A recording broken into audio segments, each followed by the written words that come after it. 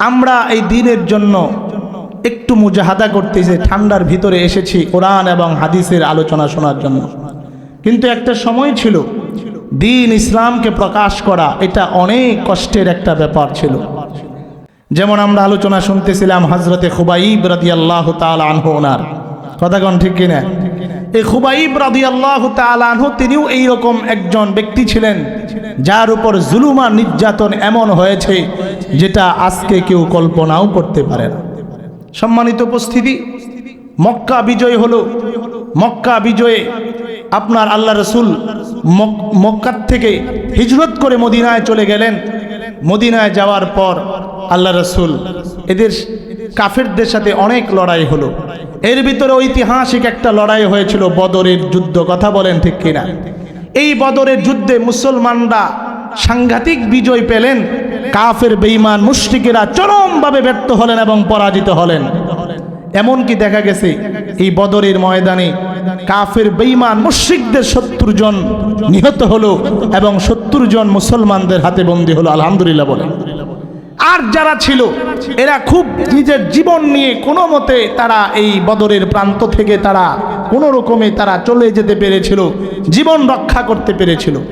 কিন্তু এই বদরের ময়দান থেকে মুশরিক কাফেররা তারা যখন এইভাবে পৃষ্ঠ প্রদর্শন করে চলে গেলেন, তখন তাদের দিলের ভিতরে একটা খুব জন্ম নিল এই বলে যে আমরা বদরে পরাজিত হয়েছি, সুতরাং এর প্রতিশোধ না নিয়ে আমরা ঘরে যাব। সম্মানিত উপস্থিতি, তারা শুধু মৌকা খুঁজতেছিল কিভাবে মুসলমানদের থেকে এই প্রতিশোধ নেওয়া যায়। এই চিন্তায় তারা বিভোর। গভীর এক ষড়যন্ত্রের মাধ্যমে হযরতে খুবাইব রাদিয়াল্লাহু তাআলা আনহু তিনাকে গ্রেফতার করা হলো। হযরত খুবাইব রাদিয়াল্লাহু তাআলা আনহু মুশরিকদের হাতে গ্রেফতার হয়ে গেলেন।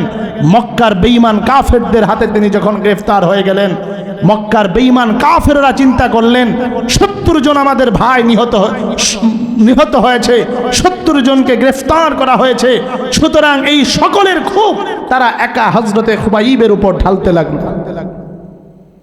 কত সাংঘাতিক মারাত্মক একটা বিষয় ছিল। এমন জুলুম আর নির্যাতন করা হলো।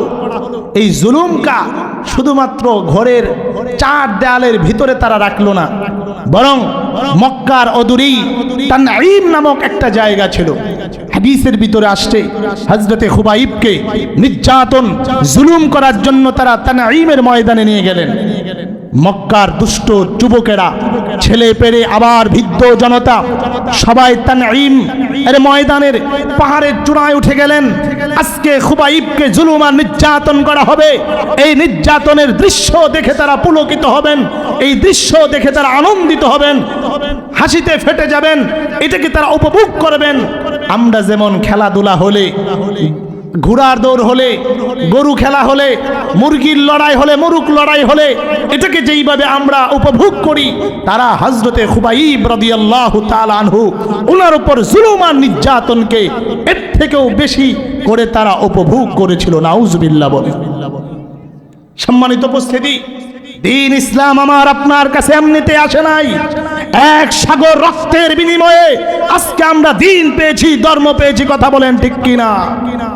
আমার বাবা মুসলমান, আমার দাদা মুসলমান, সূত্র ধরে আমিও মুসলমান, এই জন্য দ্বীন ইসলাম আমার কাছে তেমন একটা মূল্য রাখে না। কিন্তু এই দ্বীন ইসলাম আসার পিছনে যাদের অক্লান্ত পরিশ্রম আর মেহনত ছিল, যারা ঘাম জড়িয়েছিলেন, রক্ত দিয়েছেন, এমনকি জীবন দিতেও যারা কুণ্ঠাবোধ করেন নাই, এরা যদি সেই দিন সেই স্যাক্রিফাইস না করতেন, তাহলে হয়তো দ্বীন ধর্ম আমরা এভাবে পেতাম না। কথা বলেন মুসলমান ঠিক কিনা? সম্মানিত উপস্থিতি, কষ্ট হচ্ছে বুঝি আপনাদের? খারাপ লাগতেছে আপনাদের? তো যাই হোক, হযরতে খুবাইবকে ধরে নেওয়া হলো তানঈমের ময়দানে। হযরতে খুবাইবের উপর এমন জুলুম আর নির্যাতন করা হলো। মুসলমান, দিলের কানটা খুলে দাও। খুবাইবের উপর এমন কোন জুলুম নাই যেটা করা হয় না। চূড়ান্ত জুলুম যখন তার উপর শুরু হলো, এইবার খুবাইব আলাইহিস সালাম যখন নিশ্চিতভাবে জেনে গেলেন এরা আমাকে জীবিত রাখবে না, এরা আমাকে হত্যা করে ফেলবে, এমন সময় হযরতে খুবাইব রাদিয়াল্লাহু তাআলা আনহু বেঈমান কাফেরদের কাছে একটু অনুমতি চাইলেন যে তোমরা তো আমাকে মেরেই ফেলবা, একটু মরার আগে আমাকে কি 2টা মালিকের কুদরতি পায়ে সাজদা দিতে দিবা।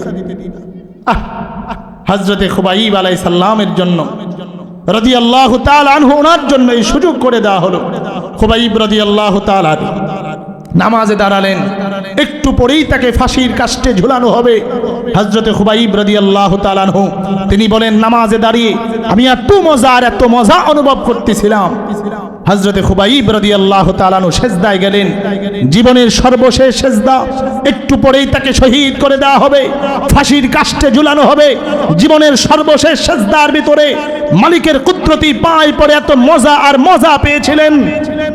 তিনি বললেন, আমার মন চাচ্ছিল নামাজটাকে একটু দীর্ঘায়িত করি, কিন্তু পরক্ষণে আমার মনে হলো বেঈমান মুশরিকেরা আমার ব্যাপারে ধারণা করবে আমি হয়তো জীবনের মায়ায় হয়তো নামাজটাকে বিলম্বিত করতেছি। এজন্য তিনি নামাজটাকে সংক্ষিপ্ত করে বেঈমানদেরকে লক্ষ্য করে বললেন, আমি নামাজে এত মজা পেয়েছি, তোমাদের এই ধারণা যদি এই না হতো তাহলে নামাজটাকে আমি আরেকটু বিলম্বিত করতাম। সুবহানাল্লাহ। এখান থেকে সুন্নত চালু হয়েছে। আজও পর্যন্ত দেখবেন কোন মুসলমানকে যদি ফাঁসির কাস্টে ঝুলানো হয়, এর আগে 2 রাকাত নামাজ পড়ানো হয়। কথা বলেন ঠিক কিনা? এই সুন্নত, এই নিয়ম প্রথম যিনি আবিষ্কার করেছেন, যিনি প্রথম চালু করেছেন, উনি আর কেউ না, হযরতে খুবাইব রাদিয়াল্লাহু তাআলা আনহু। সুবহানাল্লাহ। এইবার খুবাইবকে ধরে আনা হলো। খুবাইবের উপরে এমন কোন জুলুম আর নির্যাতন নাই যেটা তারা করে নাই। এই মুসলমান দিলের গানটা শুনে দাও। হযরতে খুবাইবকে ধরে জীবন্ত অবস্থায় খুবাইবের শরীর থেকে এক এক করে একটা করে অঙ্গ কাটা হচ্ছে। এই মুসলমান, তোমার চোখের সামনে যদি কোনো জীবন্ত কোনো প্রাণীকে, চাই সেটা গরু হোক, চাই সেটা ছাগল হোক, তোমার চোখের সামনে যদি এই জীবন্ত গরু অথবা ছাগলটাকে জবাই না করে তার শরীর থেকে হাত পা কেটে নেওয়া হয়, এই দৃশ্য যেমনটা না মর্মান্তিক। হযরতে খুবাইব রাদিয়াল্লাহু তাআলা আনহু আল্লাহর নবীর একজন সাহাবী, ওনাকে জুলুম এমন আর নির্যাতন নিপীড়ন করা হয়েছিল, মক্কার বেঈমান কাফেররা হযরতে খুবাইবের জীবন্ত শরীর থেকে একটা একটা করে অঙ্গ কেটে ফেলতেছিল। তানঈমের দুষ্ট যুবকেরা পাহাড়ের চূড়ায় উঠে হযরতে খুবাইবের এই দৃশ্যগুলা দেখে দেখে তারা আনন্দ উপভোগ করে। যখনই খুবাইবের শরীর থেকে একটা করে অঙ্গ কেটে ফেলে, তানঈমের যুবকেরা হাতে তালি দিয়া বিষয়টাকে উপভোগ করে। এ যুবক, দিলের কান দিয়ে শুনে যাও, দ্বীন ঈমান ইসলাম কেমন কঠিন ছিল। হযরতে খুবাইব রাদিয়াল্লাহু তাআলা আনহু ওনার ডানটাকে কেটে ফেলা হলো, বাম হাতটা কেটে ফেলা হলো। তানঈমের পাহাড়ের ভিতরে আনন্দের বাহধ্বনি শুরু হয়ে গেল। একজন আরেকজনের উপর হাসিতে ফেটে পড়তেছিল। এমন একটা কঠিন মুহূর্তে এক এক করে খুবাইবের শরীর থেকে অঙ্গগুলা কেটে ফেলা হয়। হযরতে খুবাইবের শরীর থেকে রক্তের বন্যা বয়ে যাচ্ছে, রক্ত ঝরছে, অজস্র রক্তক্ষরণ হচ্ছে। এমন একটা মুহূর্ত চলে আসছে, হযরতে খুবাইব রাদিয়াল্লাহু তাআলা আনহু নিস্তেজ হয়ে গেছে, আর তিনি কথা বলতে পারেন না। শরীরটা বড় দুর্বল হয়ে গেছে, রক্তক্ষরণ এতটাই বেড়েছে, হযরতে খুবাইবের শরীর তো লড়েই না, বরং হযরতে খুবাইবের জবানটা পর্যন্ত দুর্বল হয়ে গেছে। আল্লাহু আকবার বলে এইবার বেঈমান কাফের মুশরিকেরা যখন দেখলো একটু পরেই তো খুবাইব দুনিয়ার থেকে বিদায় হয়ে যাবে, এ মুসলমান, দিলের কানটা কি খুলে দেওয়া যায় না? হযরতে খুবাইবের কাছে এইবার তারা প্রস্তাবনা দিল, এ খুবাইব, তোমার তো জীবন যায় অবস্থা, এই মুহূর্তে এখনো সময় আছে, তোমাকে আমরা ছেড়ে দিব, তোমার জীবন তুমি নিয়ে চলে যেতে পারবে, তবে আমাদের একটা প্রস্তাবে যদি তুমি রাজি হও। বলে প্রস্তাবটা হলো, তোমার এই জায়গায় তোমার নবী, বিশ্ব নবী জনাবে মুহাম্মদুর রাসূলুল্লাহ, আওয়াজ দিয়ে বলি সাল্লাল্লাহু, ওনাকে এনে তোমার জায়গায় জুলুম আর নির্যাতন করা হবে। খুবাইব রে, বলো দেখি এই প্রস্তাবে তুমি রাজি আছোনি? কিতাবের ভিতরে লেখে হযরতে খুবাইব রক্ত শূন্য হয়ে গেছে, শরীর থেকে অজস্র রক্ত ঝরেছে। হযরতে খুবাইব একেবারে নিস্তেজ হয়ে গেছেন, শরীর তার লড়ে না, এমনকি জবানটা পর্যন্ত লড়ে না। এত দুর্বল খুবাইব রক্ত শূন্য নিস্তেজ খুবাইব রাদিয়াল্লাহু তাআলা আনহুর কাছে যখন কলিজার টুকরা নবীর ব্যাপারে এমন প্রস্তাবনা দেওয়া হয়েছে, কোথ থেকে যেন হযরতে খুবাইব রাদিয়াল্লাহু তাআলা আনহুর গায়ে শক্তি এসে গেল। সিংহ শাবকের মতো গর্জন দিয়ে উঠলেন, ডাক দিয়ে বললেন, এ মক্কার বেঈমান কাফেররা শোনো, ও নবীর দুশমনেরা শোনো, তোমরা আমাকে প্রস্তাব দিয়েছ আমার এই জায়গায় আমার হাবিব, আমার কলিজার টুকরা নবী, উনাকে আয়না তোমরা শাস্তি দিবে, আর এর বিনিময়ে আমি খুবাইবকে তোমরা ছেড়ে দিবে। মক্কার বেঈমান কাফেররা শোনো, আল্লাহর দুশমনেরা শোনো, তোমাদের এই প্রস্তাব তো আমি মানবই না, বরং আমি খুবাইবের শরীরে, আমার খুবাইবের শরীরের ভিতরে জীবন থাকতে পড়ে, আমি খুবাইবের শরীরে এক ফোঁটা রক্ত থাকতে পড়ে আমার নবীর গায়ে তোমরা দুশমনদের কোনো আঘাত তো দূরের কথা, একটা ফুলের টুকা পর্যন্ত বরদাস্ত করব না। আল্লাহু আকবার বলে। যুবকেরা, আমাদের ঈমানকেও সেইভাবে খুবাইবের মতো করতে হবে। রাজি আছো ইনশাআল্লাহ? আমরাও যদি আমাদের ঈমানকে এইভাবে শানিত করতে পারি, ১,৫০০ বছর পরে এসেও আমরা যদি আমাদের ঈমানকে খুবাইবের সেই ঈমানের মতো আমরা উজ্জীবিত করতে পারি, আল্লাহর কসম খেয়ে বলতে পারি, এই দেশে কোনো নাস্তিক মুরতাদ টিকতে পারবে না। কথা বলেন ঠিক কিনা? তাদের আস্ফালন বন্ধ হয়ে যাবে। কিন্তু এর একমাত্র কারণ হলো আমরা আমাদের ঈমানকে আমরা শানিত সেইভাবে করতে পারি নাই। আমরা নামে মুসলমান, কামে মুসলমান না। কথা কোন ঠিক কিনা? মুসলমান যুবকেরা যেইভাবে মাহফিলে আসে ঠিক সেইভাবে তারা হিন্দুদের মজলিসেও যায়। কথা কোন ঠিক কিনা? সম্মানিত উপস্থিতি, কথাগুলো হয়তো খারাপ লাগবে আপনাদের, খারাপ লাগতেছে, কষ্ট হলেও কিছু করার নাই, এটাই হলো বাস্তবতা। হযরতে খুবাইব রাদিয়াল্লাহু তাআলা আনহু যেই মাত্র কাফের বেঈমানদের এই প্রস্তাবকে প্রত্যাখ্যান করে দিলেন, কিতাবের ভিতরে লেখেন, আগুনের ভিতরে ঘি ঢেলে দিলে যেমন আগুনটা আবার ধাপ করে জ্বলে ওঠে, বেঈমান কাফেরদের রাগ এইভাবে বেড়ে গেল। এইবার খুবাইবের উপর চতুর্মুখী হিংস্রতের আক্রমণ শুরু হয়ে গেল। হযরতে খুবাইব রাদিয়াল্লাহু তাআলা আনহুকে ধরে এনে ফাঁসির কাস্টে ঝুলানো হলো। হযরতে খুবাইব রাদিয়াল্লাহু তাআলা আনহু জীবন দিয়ে তিনি ইসলামের জন্য, কালেমার জন্য জীবন দিয়ে গেলেন। হযরতে খুবাইবের এই মৃত্যুর দৃশ্য দেখার জন্য, এই জুলুমের দৃশ্য দেখার জন্য তানাইমের যুবকেরা যারা তানাইমের পাহাড় পর্বতে আরোহণ করে তানাইমের পাহাড়ের চূড়া থেকে হযরতে খুবাইবের এই জুলুম আর নির্যাতনগুলোকে দেখতেছিলেন আর উপভোগ করতেছিলেন। এদের মধ্যে এমন কিছু যুবক ছিল যারা খুবাইবের এই মৃত্যুকে তারা মেনে নিতে পারে না। আল্লাহু আকবার বলে।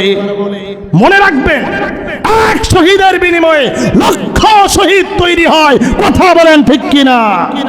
আজও পর্যন্ত উলামায়ে কেরামের উপর যারা জুলুম আর নির্যাতন করে, যদিও এক শ্রেণীর মানুষ উলামায়ে কেরামের জুলুম নির্যাতন দেখে খুশি হয়, কিন্তু অধিকাংশ ইমানদার এতে খুশি না। কথা বলেন ঠিক কিনা? তানাইমের যুবকদের মধ্য থেকে একজন যুবক ছিল, নাম হলো তার সাঈদ। বলেন নাম কি? আরেকটা আওয়াজ দিয়ে বলেন নাম কি? হযরত সাঈদ রাদিয়াল্লাহু তাআলা আনহু তানাইমের যুবকদের সাথে তিনিও তানাইমের পাহাড়ের চূড়ায় উঠে হযরতে খুবাইব রাদিয়াল্লাহু তাআলা আনহু ওনার এই জুলুম আর নির্যাতন দেখার জন্য এসেছিলেন। এসে তিনি রাগে ফেটে গেলেন। মানুষ এতটা খারাপ হতে পারে, মানুষ এতটা বদ হতে পারে, এতটা হিংস্র হতে পারে, মানুষ এতটা নির্দয় হতে পারে। একজন মানুষকে তারা কিভাবে এমন করে তারা শহীদ করে দিল। হযরতে সাঈদ রাদিয়াল্লাহু তাআলা আনহু এই দৃশ্যটাকে মেনে নিতে পারলেন না। এজন্য হযরতে সাঈদ রাদিয়াল্লাহু তাআলা আনহু সিদ্ধান্ত নিলেন, হযরতে খুবাইব যেই কালেমার জন্য জীবন দিয়ে গেলেন, আমি সাঈদও সেই কালেমার অনুসারী হয়ে যাব। আল্লাহু আকবার বলে। আমি আগেই বলেছিলাম, এক শহীদের বিনিময়ে আল্লাহ লক্ষ শহীদ তৈরি করে দেন। হযরতে সাঈদ বলেন, আমি এখান থেকে চলে গেলাম বাড়িতে। দীর্ঘদিন পর্যন্ত বাড়িতে যাওয়ার পর আমার ঘুমে ধরে না, আমি খাইতে বসলে আমার খাবার ভাল লাগে না, আমি রাস্তা দিয়ে গেলে আমার রাস্তা দিয়ে হাঁটতে ভাল লাগে না, সব সময় আমার কল্পনার জগতে হযরতে খুবাইবের এই নির্মম হত্যা যজ্ঞর বিষয়টা আমার ভেসে ওঠে, এজন্য আমি ঘুমাইতে গেলে ঘুমাইতে পারি না। হযরতে সাঈদ রাদিয়াল্লাহু তাআলা বলেন, সর্বশেষ আমি সিদ্ধান্ত নিলাম, না না না, হযরতে খুবাইব যেই কালেমার জন্য জীবন দিয়ে গেলেন, আমি সাঈদ ওই কালেমা আজকেই আমি পড়ব। এইবার হযরতে সাঈদ কিতাবের ভিতরে লেখে তিনি মক্কার বেঈমান কাফেরদের এক মজলিসের ভিতরে গেলেন, গিয়ে লক্ষ্য করে বললেন, এ মক্কার বেঈমান কাফেররা শোনো, তোমরা যেই কালেমার জন্য খুবাইবকে শহীদ করেছো নির্মমভাবে, আমি তোমাদেরকে সাক্ষী রেখেই খুবাইবের সেই কালেমা পড়ে নিচ্ছি, আশহাদু আল্লা ইলাহা ইল্লাল্লাহু ওয়া আশহাদু আন্না মুহাম্মাদান আবদুহু ওয়া রাসূলুহু। আল্লাহু আকবার বলে হযরতে সাঈদ রাদিয়াল্লাহু তাআলা যেই মুহূর্তে খুবাইবের কালেমায় বিশ্বাস হয়ে গেলেন, এইবার মক্কার বেঈমান কাফেররা খুবাইবের উপর জুলুম আর নির্যাতন শুরু করে দিল। ছোট্ট খুবাইব, হযরত ছোট্ট সাঈদ, এর উপরে এমন জুলুম আর নির্যাতন শুরু হয়ে গেল। যেই সাঈদের জন্ম হয়েছিল খুবাইবের শহীদের রক্তের ফোঁটা জমিনে পড়ার বিনিময়ে আল্লাহ পাক হযরতে সাঈদ রাদিয়াল্লাহু তাআলা আনহুকে জন্ম করে দিলেন। হযরতে সাঈদের উপর এমন জুলুম আর নির্যাতন শুরু হয়ে গেল। মক্কার ভিতরে হযরতে সাঈদ রাদিয়াল্লাহু তাআলা আনহু মক্কার বেঈমান কাফেরদের জুলুম আর নির্যাতন সয়ে সয়ে একদিন গোপনে আল্লাহর নবীর নির্দেশে মক্কা ছেড়ে মদিনায় হিজরত করে চলে গেলেন। হযরতে সাঈদ রাদিয়াল্লাহু তাআলা মদিনায় যাওয়ার পর তিনি বড় হচ্ছেন, আল্লাহর নবীর সাথে প্রতিটা যুদ্ধের ভিতরে অংশগ্রহণ করলেন। আল্লাহর নবী দুনিয়ার থেকে বিদায় হয়ে গেলেন। হযরতে আবু বকর সিদ্দিক রাদিয়াল্লাহু তাআলা আনহু খেলাফতের দায়িত্ব নিলেন। হযরতে সাঈদ রাদিয়াল্লাহু তাআলা আনহু আবু বকরের সঙ্গী হয়ে গেলেন, ওনার সাথে প্রত্যেকটা যুদ্ধে অংশগ্রহণ করলেন। হযরতে আবু বকর দুনিয়ার থেকে বিদায় হয়ে গেল। এইবার হযরতে সাঈদ ওমরে ফারুক রাদিয়াল্লাহু তাআলা আনহুর সঙ্গী হয়ে গেলেন। আল্লাহু আকবার বলেন। হযরতে সাঈদ রাদিয়াল্লাহু তাআলা আনহু যেই মুহূর্তে ওমরে ফারুকের সঙ্গী হয়ে গেলেন, এইবার হযরতে ওমরে ফারুক রাদিয়াল্লাহু তাআলা আনহু ডাক দিয়ে বললেন, সাঈদ রে, আমার এই যে এরিয়া, এই এরিয়ার ভিতরে একটা প্রদেশ হলো হিমস, নাম বলেন কি? প্রদেশটার নাম কি? হিমস। আপনাদের এলাকার নাম কি? আমরা যারা এখানে আসছি এই এলাকার নাম কি? এটাই। আমি যেই দেশের কথা, যেই শহরের কথা বলছি, এই শহরের নাম কি? হিমস। বলেন, আওয়াজ দিয়ে বলেন, হিমস। হযরত ওমরে ফারুক বললেন, এ সাঈদ রে, আমি তোমাকে আমার এক প্রদেশ হিমস নামক এলাকা, এই প্রদেশের তোমাকে গভর্নর নিযুক্ত করে দিলাম। আল্লাহু আকবার বলেন। হযরতে সাঈদ রাদিয়াল্লাহু তাআলা ওমরের কাছ থেকে নিয়োগপত্র নিয়ে যেই মুহূর্তে তিনি হিমস প্রদেশের গভর্নরের দায়িত্ব নিয়ে চলে যাবেন, এমন সময় কিতাবের ভিতরে লেখে গো, হযরতে সাঈদ রাদিয়াল্লাহু তাআলা আনহুকে ফারুক আজম ডাক দিয়ে বললেন, সাঈদ রে, এতদিন পর্যন্ত মক্কার ভিতরে মদিনায় থাকা অবস্থায় তুমি একজন সাধারণ নাগরিক ছিলা। সাধারণ নাগরিক হিসাবে মদিনার একটা স্বাভাবিক ভাতা তোমার জন্য নির্ধারিত ছিল। সাধারণ নাগরিকের ভাতা তুমি উপভোগ করতাম। কিন্তু সাঈদ রে, আজকের থেকে যেহেতু তুমি হিমস নগরীর গভর্নর হয়ে গেলে, তোমাকে আজকের থেকে মক্কা মদিনার একজন সাধারণ নাগরিকের ভাতাও দেওয়া হবে, পাশাপাশি তোমাকে হিমস শহরের গভর্নরের আরেকটা আলাদা ভাতা দেওয়া হবে। আল্লাহু আকবার বলে। কিতাবের ভিতরে লেখে হযরতে সাঈদ রাদিয়াল্লাহু তাআলা আনহু ডাক দেয়া বললেন, খলিফাতুল মুসলিমিন, আপনার কাছে দোহাই লাগে, অনুরোধ করে বলি, এতদিন পর্যন্ত আমি সাঈদের জন্য মদিনার ভিতরে একজন সাধারণ নাগরিক হিসাবে আমাকে যেই সাধারণ ভাতাটা দেওয়া হতো, ওই ভাতাটাই জারি রাখবেন। আমাকে হিমস প্রদেশের গভর্নরের জন্য আলাদা করে দ্বিতীয় ভাতা দেওয়ার প্রয়োজন নাই। আল্লাহু আকবার বলে।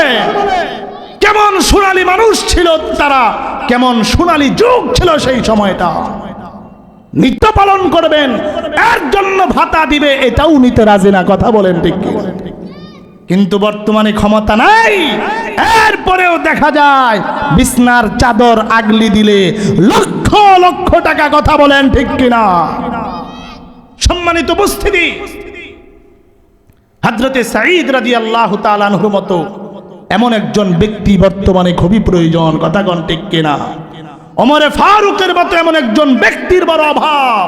আজকে যদি একজন সাঈদ মুসলমানরা পেয়ে যায়, ফারুক আজমের মতো একজন ব্যক্তি যদি নেতৃত্ব যদি পেয়ে যায়, তাহলে আমাদের দেশটা, যদিও বাংলাদেশ, এখানে আমরা 1400 বছর পরে এসেও মদিনার সেই আবহাওয়া আমরা উপভোগ করতে পারবো। কথা বলেন ঠিক কিনা? আমরা কি চাই না সেটা?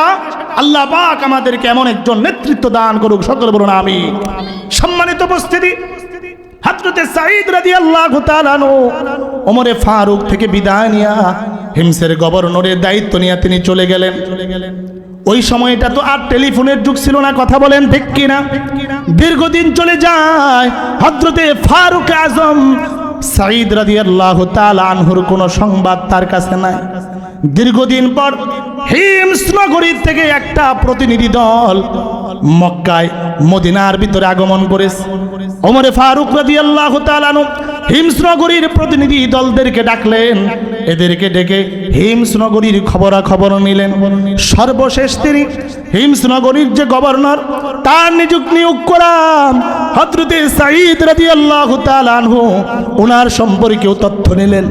সর্বশেষ তিনি বললেন, এই প্রতিনিধি দলের লোকেরা শোনো, তোমরা যখন হিমস নগরীতে আবার চলে যাবে, যাওয়ার আগে হিমস নগরীর অতি দরিদ্র, একেবারে অসহায় যেই সমস্ত নাগরিক আর প্রজারা রয়েছে, এদের একটা লিস্টি লিখে আমি ওমরের হাতে দিয়ে যাবা, আমি যেন রাষ্ট্রীয় কোষাগার থেকে তাদের জন্য কোনো কিছু একটা করতে পারি। সুবহানাল্লাহ বলে। হিমস নগরীর এই প্রতিনিধি দলের লোকেরা বিশাল এক লিস্টি করে যাওয়ার আগে হযরতে ফারুক আজমের হাতে দিয়ে গেলেন। হযরতে ফারুক আজম লিস্টিটা হাতে নিয়ে তিনি আশ্চর্য হয়ে গেলেন। আমি চাইলাম হিমস নগরীর সবচেয়ে দরিদ্র অতি সাধারণ নাগরিক যারা, এদের লিস্টি আমি চাইলাম। এই হিমসের প্রতিনিধি দলের লোকেরা, তোমাদের কাছে আমি দরিদ্র লোকদের লিস্টি চাইলাম। এখানে তোমরা আমাকে যে লিস্টি দিয়েছো, এই লিস্টির ভিতরে সবার আগে যেই নাম, সেই নামটা হলো হযরত সাঈদ ইবনে আমির আল জুহানি। আল্লাহু আকবার বলে। ফারুক আজম আশ্চর্য হয়ে গেলেন। তিনি প্রতিনিধি লোকদের লক্ষ্য করে বললেন, প্রতিনিধি দলের লোকেরা বলো দেখি, তোমাদের কাছে আমি হিমস নগরীর অতি দরিদ্র লোকদের লিস্টি আমি চেয়েছিলাম। তোমরা আমার কাছে যে লিস্টি দিয়েছো, এই লিস্টির ভিতরে সবার আগে যেই নাম, সেই নামটা তো দেখতেছি সাঈদ রাদিয়াল্লাহু তাআলা আনহু। লোকেরা বলো দেখি, এটা আবার কোন সাঈদ? প্রতিনিধি দলের লোকেরা ডাক দিয়ে বলেন, খলিফাতুল মুসলিমিন, তিনি আর কেউ না, আমাদের হিমস প্রদেশের গভর্নর, আপনার নিযুক্ত গভর্নর, আমাদের সকলের প্রিয় নেতা, প্রিয় রাহবার সাঈদ ইবনে আমির আল জুহানি। আল্লাহু আকবার বলে। কিতাবের ভিতরে লেখেন, সঙ্গে সঙ্গে ফারুক আজম রাদিয়াল্লাহু তাআলা আনহুর চোখ থেকে অশ্রু ঝরে গেল। হিমসের প্রতিনিধি লোকদেরকে ডাক দিয়ে বললেন, প্রতিনিধি দলের লোকেরা শোনো তো দেখি, সত্যি কি আমার নিযুক্ত গভর্নর সাঈদ ইবনে আমির রাদিয়াল্লাহু তাআলা আনহু এত অভাবী? প্রতিনিধি দলের লোকেরা ডাক দিয়ে বলেন, খলিফাতুল মুসলিমিন, আমাদের নেতা সম্পর্কে আপনাকে কি বলবো, আমাদের এই গভর্নর সম্পর্কে আপনাকে কি বলবো? আমাদের গভর্নরের এত দুরবস্থা, ওগো খলিফাতুল মুসলিমিন, ওনার চুলার ভিতরে একদিন আগুন জ্বললে 2 দিন আগুন জ্বলে না। তিনি একদিন খাবার খেলে 2 দিন খাবার খায় না। এত কঠিন অবস্থা। হযরতে ওমর ফারুক রাদিয়াল্লাহু তাআলা আনহু আর তিনি কান্না থামাতে পারলেন না। এইবার হযরতে ওমর ফারুক তিনি ঘরের ভিতরে চলে গেলেন। 1000 স্বর্ণ মুদ্রার বিশাল এক প্যাকেট এনে প্রতিনিধি দলের হাতে উঠায়া দিলেন, সাথে একটা চিঠি লিখে দিলেন, আর বললেন, প্রতিনিধি দলের লোকেরা, তোমরা যেই মুহূর্তে হিমসনগরীতে চলে যাবা, হিমসনগরীতে যাওয়ার পর আমি ওমরের পক্ষ থেকে হিমসের গভর্নর হযরতে সাঈদ ইবনে আমের আল জুহানি, ওনার কাছে আমার সালাম পৌঁছাবা, তার কাছে আমার এই লিখিত পত্রটা উঠাইয়া দিবা, আর আমি ওমরের পক্ষ থেকে 1000 স্বর্ণ মুদ্রার এই বিশাল প্যাকেটটা হাদিয়া স্বরূপ তার হাতে পৌঁছে দিবা। আল্লাহু আকবার বলেন। সম্মানিত উপস্থিতি, হিমসের এই প্রতিনিধি দলের লোকেরা যিনারা চলে গেলেন হিমসনগরীতে, ওমরের এই উপঢৌকন নিয়ে কষ্ট হচ্ছে আপনাদের? রেখে দিব? খারাপ লাগতেছে আপনাদের? তাহলে একটু জিকির করি, লা ইলাহা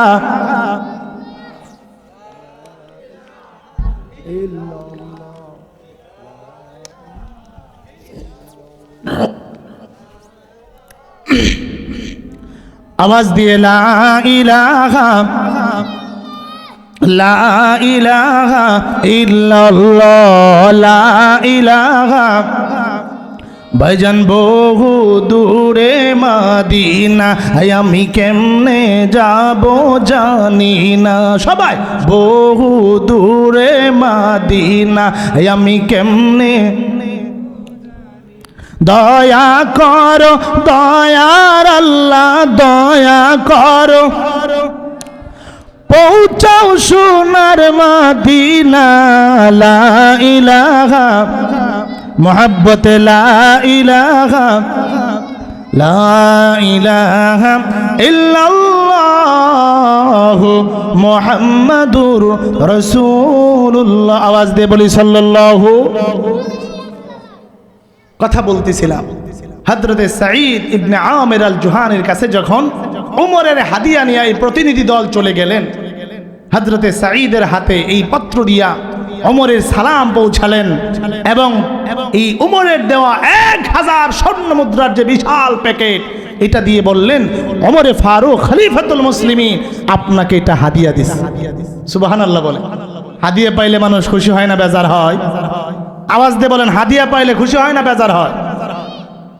কিন্তু হযরতে সাঈদ ইবনে আমের আল জুহানি তিনি ছিলেন ব্যতিক্রম।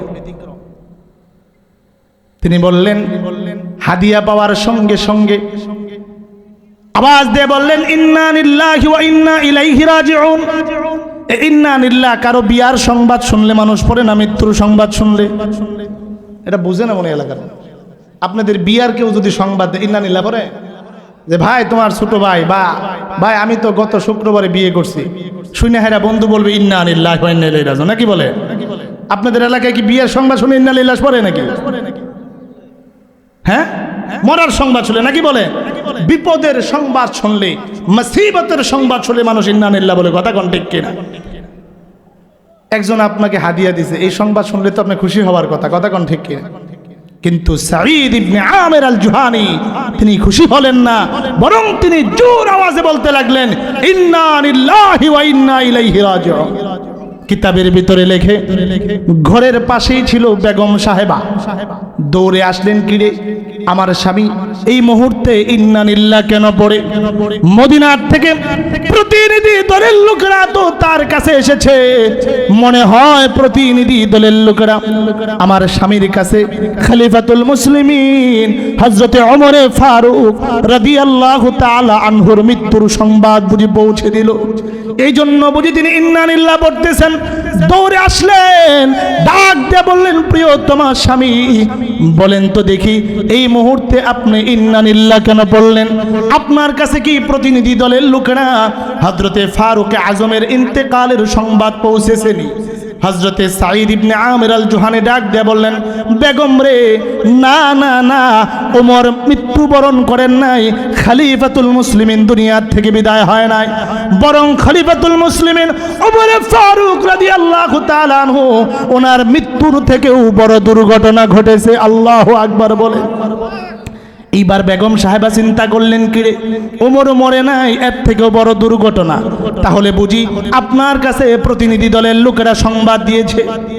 হয়তো কোনো মুসলিম বাহিনী বেঈমান কোনো কাফের বেঈমানদের সাথে লড়াই যুদ্ধের ময়দানে গিয়েছিল, মুসলমানরা চরমভাবে পরাজিত হয়ে অসংখ্য মুসলিম সৈন্যবাহিনী মুজাহিদরা হয়তো শহীদ হয়ে গেছে, এই সংবাদ বুঝি আপনার কাছে এসেছে, এই জন্য বুঝি আপনি ইন্না লিল্লাহ পড়লেন। হযরতে সাঈদ ইবনে আমের আল জুহানি ডাক দিয়ে বললেন, প্রিয়তমা স্ত্রী না, মদিনার ভিতরে কোনো মুসলিম সেনাবাহিনী পরাজিত হয় নাই, কোনো মুসলিম সেনাবাহিনী শহীদ হয় নাই, তাহলে আপনি ইন্না লিল্লাহ বললেন কেন? খলিফাতুল মুসলিমিনও মরে নাই, মুসলমান সেনাবাহিনীর পরাজিত হয় নাই, মুসলমানরা শহীদ হয় নাই।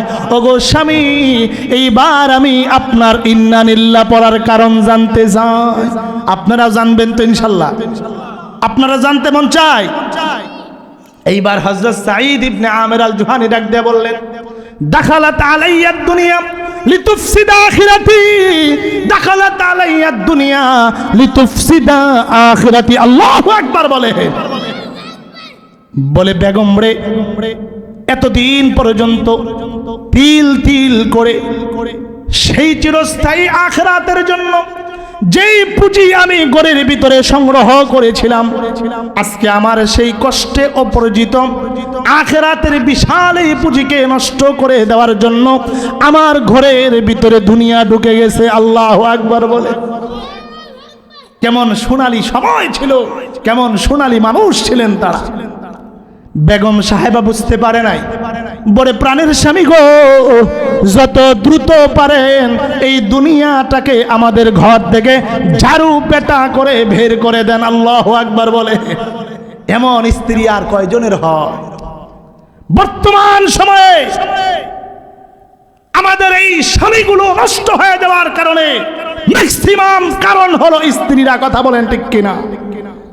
এদের অতিরিক্ত চাহিদার কারণে, এদের অতিরিক্ত আবেদনের কারণে স্বামীদের ইনকাম সোর্স হারাম। কথা কোন ঠিক কিনা?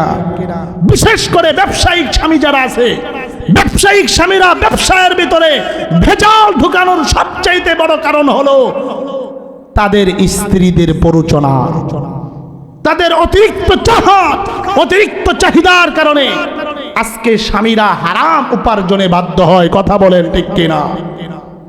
এই মা বোনেরা যারা এখানে এসেছেন, দিনের কান দিয়ে শুনে যাও। তুমি ইচ্ছা করলে ঘরটাকে জান্নাতি পরিবেশে সাজাতে পারো, তুমি ইচ্ছা করলে পুরো ঘরটাকে তোমার স্বামী সন্তান সহ মিছিল সহকারে তুমি জাহান্নামে নিতে পারো। তোমার হাতেই ক্ষমতা। এই জন্য এখান থেকে সিদ্ধান্ত নিয়ে যাও, তুমি আখিরাত চাও নাকি তুমি দুনিয়া চাও। যদি তুমি আখিরাত চাও, তাহলে এমন কোন আবেদন স্বামীর কাছে করা যাবে না যেটা স্বামীর আয়ত্তের বাহিরে, স্বামীর ইনকামের বাহিরে। এমন কোন আবেদন মনে আসলেও স্বামীর কাছে প্রকাশ করা যাবে না। তোমার আবেদন পূরণ করতে যে হতে পারে স্বামী হারাম কাজে অংশগ্রহণ করবে, এতে তোমার স্বামীও জাহান্নামী। আর ওই হারাম ইনকামের অর্থ উপার্জিত তোমার বস্ত্র, তোমার খাদ্য, এইগুলা খাওয়ার কারণে তুমিও জাহান্নামী, তোমার সন্তানগুলাও জাহান্নামী। কথা বলেন ঠিক কিনা? এজন্য মা বোনদের প্রতি উদারতা আহ্বান থাকবে। যারা আপনারা এখানে এসেছেন, দীর্ঘ ওয়াজের প্রয়োজন নাই, শুধুমাত্র এখান থেকে এই সবকটা নিয়ে যাবেন। অল্পে তুষ্ট হওয়ার এই গুণ অর্জন করার চেষ্টা করবেন। এমন কোন আচরণ করবেন না যেই আচরণে আপনার স্বামীটা হারাম ইনকামে লেগে যায়, আপনার পরিবারটা জাহান্নামী হয়ে যায়। এজন্য চেষ্টা করবেন নিজেকে জান্নাতি করে সাজাতে, নিজের আহাল, নিজের পরিবার পরিজনকে, নিজের সন্তানগুলোকে জান্নাতি পরিবেশে সাজাতে, নিজের স্বামীকেও জান্নাতি পরিবেশে সাজাতে। আমাদের কাছে অভিযোগ করা হয়, হুজুর আমার স্বামী কথা শোনে না। তুমি স্বামীর কাছে এত বড় বড় আবদার করবা, তোমার কথা স্বামী শুনবে কিভাবে? তোমার উপর স্বামী জুলুম করবে না তো কি করবে? তুমি তো স্বামীর উপর সবার আগে জুলুম করেছো। কথা বলেন ঠিক কিনা? তোমার জুলুম বন্ধ করো, স্বামীও তোমার উপর জুলুম করবে না। এইভাবে যদি অল্পে তুষ্টির গুণ অর্জন করতে পারো, প্রত্যেকটা ঘর স্বামী স্ত্রীর ভিতরে আল্লাহ পাক অনাবিল সুখ আর শান্তির ব্যবস্থা করে দিবে। প্রত্যেকটা ঘর এক টুকরো জান্নাত হয়ে যাবে ইনশাআল্লাহ। আপনারা মা বোনরা যারা আছেন, আপনাদের প্রতি উদারতা আহ্বান থাকবে। সম্মানিত উপস্থিতি, সাঈদ ইবনে আমের জুহানি ওনার স্ত্রীর থেকে সবক নিয়ে যান। এত বিশাল উপঢৌকন আসছে, আমাদের স্ত্রী যদি হইতো, আমাদের ম্যাডামরা যদি হইতেন, ইনারা চিন্তা করতেন যে কিরে 1000 স্বর্ণ মুদ্রা সোনার টাকা, চিন্তা করেন উপায় আছে, এটা পাইলে তো সোনায় সোহাগা, এরা লাভ দিয়ে উঠতো নিজের দেহকে পর পুরুষের সামনে, নিজের রূপ আর যৌবনকে মানুষের সামনে বিনা পয়সায় বিক্রি করতো। কথা কোন ঠিক কিনা? এমন পোশাক খরিদ করত যেই পোশাক পরার পরেও তাকে উলঙ্গ দেখায়। কথা কোন ঠিক কিনা? এমন পোশাক সমাজে আছে না না? কিন্তু সাঈদ ইবনে আমের আল জুহানির স্ত্রী এমন একজন জান্নাতি মহিলা ছিলেন, নিজেও জান্নাতি ছিলেন, এত অল্প তুষ্টির গুণ তার ভিতরে ছিল, নিজের স্বামীটাকেও জান্নাতি পরিবেশে তিনি সহযোগিতা করলেন জান্নাতি হওয়ার জন্য। হযরতে সাঈদ ইবনে আমের আল জুহানির স্ত্রী বললেন, স্বামী রে, যত দ্রুত পারেন এই যে দুনিয়া যেটা আমাদের ঘরে ঢুকে গিয়েছে, যেই ঘরটাকে আমরা স্বামী স্ত্রী মিলে তিল তিল করে জান্নাতি পরিবেশে সাজিয়েছি, এই ঘরের ভিতরে দুনিয়া ঢুকতে দেওয়া যাবে না। প্রাণের স্বামী যত দ্রুত পারেন প্রয়োজনে ঝাঁটু পিটা করে একে ঘর থেকে বিদায় করে দেন। সাঈদ ইবনে আমের আল জুহানি বললেন, প্রিয়তমা স্ত্রী শোনো, এই কাজে কি তোমাকেও সঙ্গী পাওয়া যাবে, সহযোগী পাওয়া যাবে? স্ত্রী বললেন, হ্যাঁ অবশ্যই। এইবার সাঈদ ইবনে আমের আল জুহানি ওমরের দেওয়া 1000 স্বর্ণ মুদ্রার বিশাল পোটলাকে নিজের স্ত্রীর হাতে দিয়ে বললেন, এই নাও, এটা হলো দুনিয়া, এটা হলো দুনিয়া, যত দ্রুত পারো এটাকে ঘর থেকে বিতাড়িত করে দাও। আল্লাহু আকবার। সাঈদ ইবনে আমের আল জুহানি ওনার স্ত্রী বিশাল এই টাকার বান্ডিলটা হাতে নিয়ে ওমরের দেওয়া 1000 স্বর্ণ মুদ্রার বিশাল এই সম্পদ হাতে নিয়ে তিনি বেঁকে বসলেন না, বরং সবগুলাকে একদিনের ভিতরেই তিনি এইগুলাকে অত্র এলাকার ভিতরে, হিমসনগরীর ভিতরে যেই সমস্ত দরিদ্র অসহায় মানুষ ছিল সবার মাঝে তিনি দান করে দিলেন। আল্লাহু আকবার বলে। এই ছিল সোনালী সমাজ, এই ছিল সোনালী যুগ। এরা দুনিয়াকে আখেরাতের উপর প্রাধান্য দেয় নাই, বরং দুনিয়ার উপর তারা আখেরাতকে প্রাধান্য দিয়েছিল। কথা বলেন ঠিক কিনা? বাল তুসিরুনাল হায়াতাদ দুনিয়া ওয়াল আখিরাতু খায়রু ওয়া আবকা।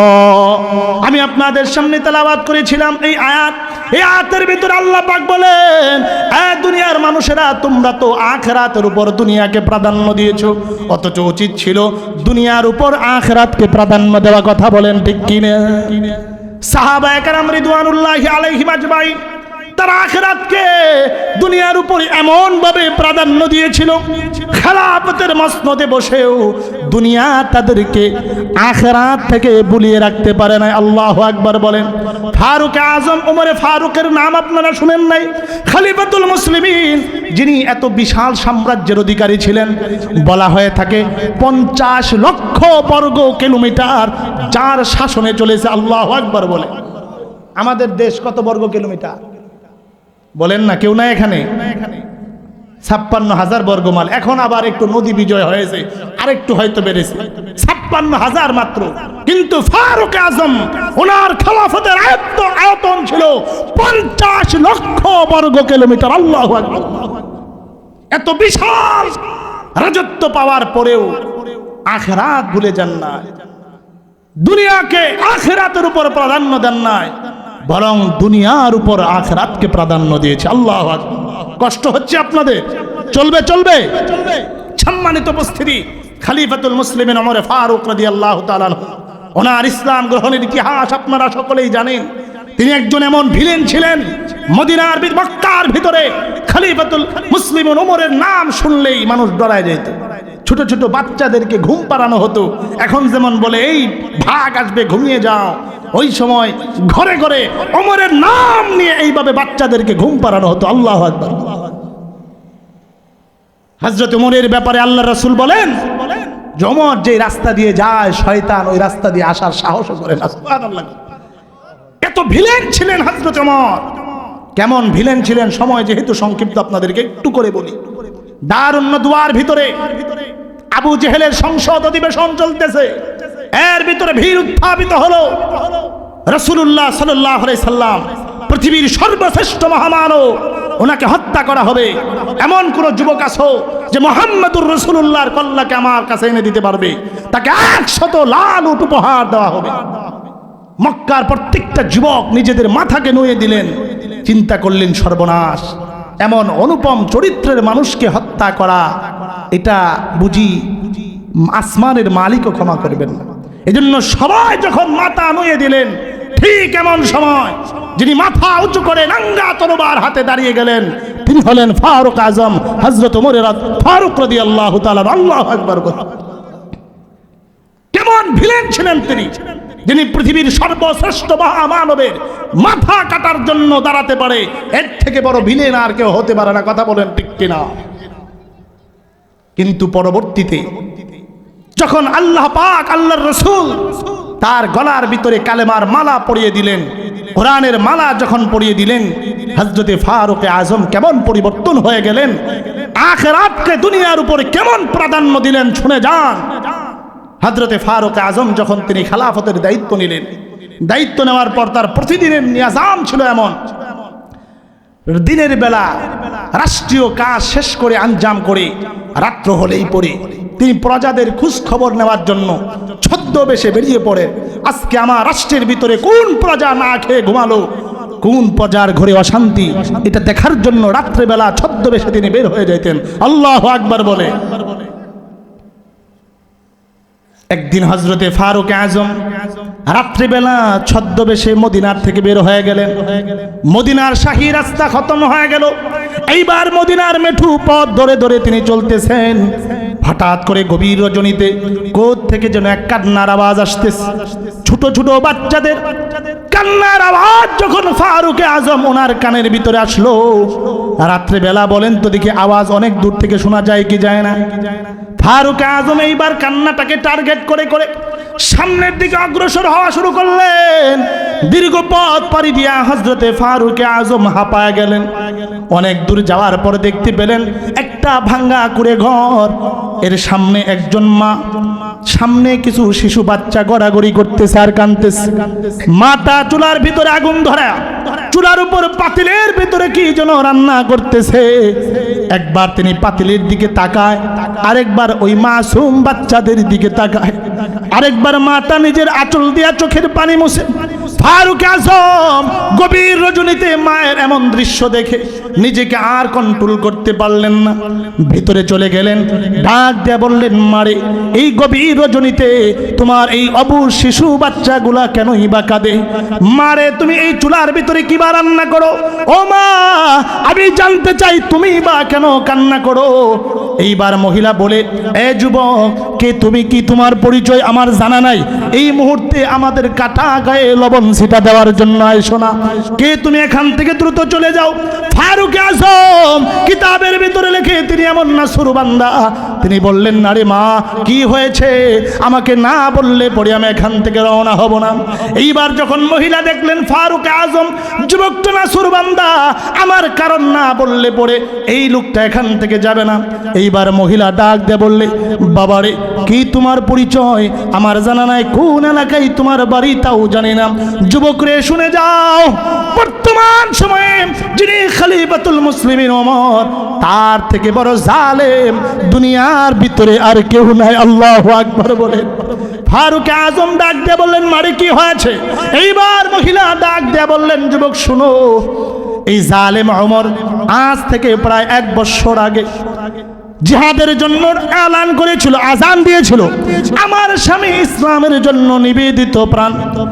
জালেম ওমরের ডাকে সাড়া দিয়া আমার স্বামীটা ঘর থেকে বের হয়েছিল, রণাঙ্গনে গিয়ে বীর দর্পে জিহাদ করে নিজের জীবনটাকে ইসলামের জন্য এলায়ে কালেমার জন্য শহীদ করে দিয়েছে। যেই দিন আমার স্বামীটা ঘর থেকে বের হয়েছিল, ঘরে কোনো খাবার রেখে যায় নাই। আজ পর্যন্ত দীর্ঘ 1 বছর হয়ে গেল, কোনোদিন আমি মানুষের বাড়িতে কাজ করে করে খাই, কোনোদিন খেতে পারি, কোনোদিন না খেয়ে খেয়ে কাটাই। যুবক শুনো, এই তো কিছুদিন আগে ঈদের মৌসুম চলে গেল। ঈদের মৌসুমে আমার এই ছোট্ট বাচ্চাগুলা আমার কাছে এসে বলতেছিল, মারে এই ঈদের ভিতরে কিন্তু আমাদের জন্য নতুন পোশাক কিনে দিতে হবে।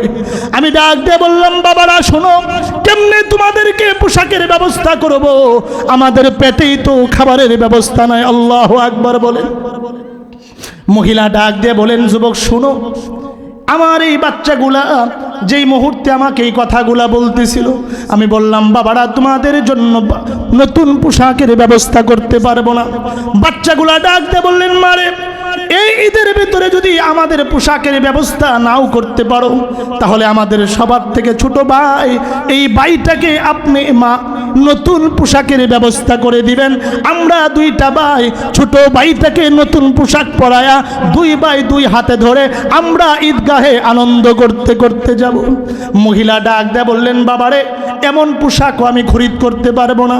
বাচ্চারা ডাক দিয়ে বললেন, মারে আমাদের এই ছোট্ট ভাইটার জন্য যদি ঈদের দিন নতুন পোশাকের ব্যবস্থা না করো, তাহলে কিন্তু মারে আমরা ঈদের দিন ঘর থেকে বের হব না, বরং ঘরের এক কোনায় বসে বসে কানবো আর আব্বু আব্বু বলে ডাকবো। আল্লাহু আকবার বলে।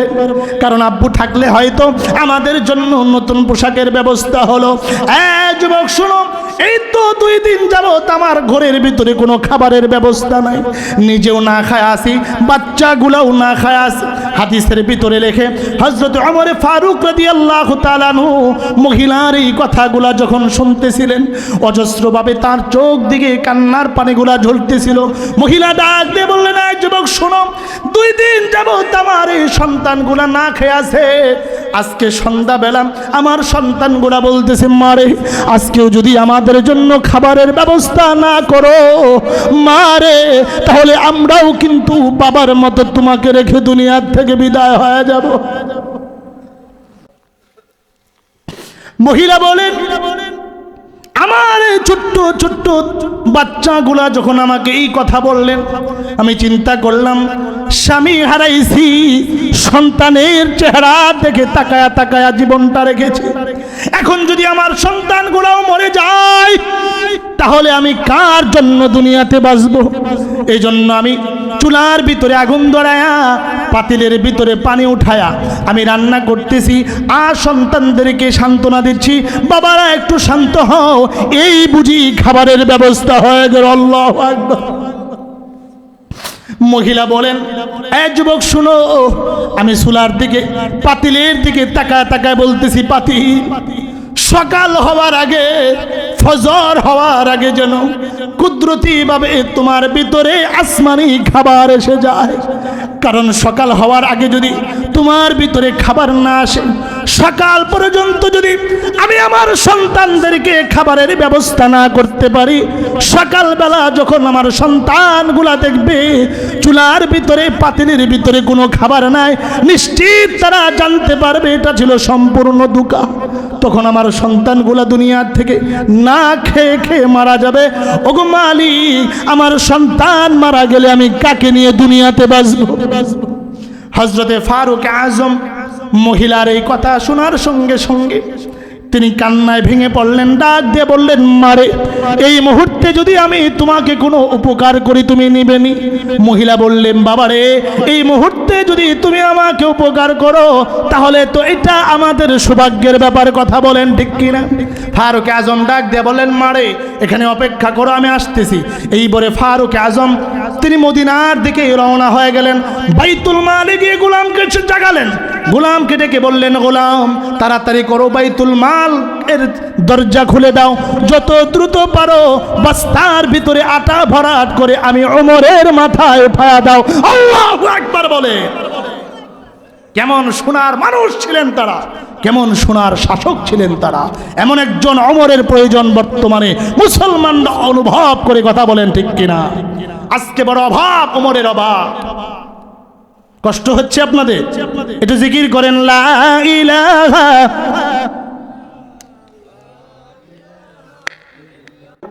তিনি বাইতুল মালে চলে গেলেন, গোলামকে বললেন, গোলাম দেরি করো না, তাড়াতাড়ি বাইতুল মালের দরজা খুলে দাও, বস্তায় আটা ভরাট করে এই পুরা বস্তাটা আমি ওমরের মাথায় উঠায়া দাও। অর্ধ জাহানের খলিফা যিনি, 50 লক্ষ বর্গ কিলোমিটারের যিনি একক খলিফা ফারুক আজম, তিনি রাত্রিবেলা কুড়ি হয়ে গেলেন। আল্লাহু আকবার। গোলাম ডাক দিয়ে বলেন, জাহাপনা হুজুর, ওগো খলিফাতুল মুসলিমিন, আপনি হলেন আমার মালিক, আমি হলাম আপনার গোলাম। আটার বোঝা কোথায় নিয়ে যেতে হবে, মদিনার কোন প্রান্তে নিতে হবে, আপনি শুধু আমাকে অর্ডার করুন, হুকুম করুন, আপনার সেই আটার বোঝা সেই জায়গায় পৌঁছে যাবে। খলিফাতুল মুসলিমিন ডাক দিয়ে বললেন, গোলাম রে, না না না, আজকের আটার বোঝা তুমি না, আমি ওমরের মাথায় উঠায়া দাও। আল্লাহু আকবার বল। গোলামও ছাড়ে না, ওমরে ফারুকও ছাড়ে না।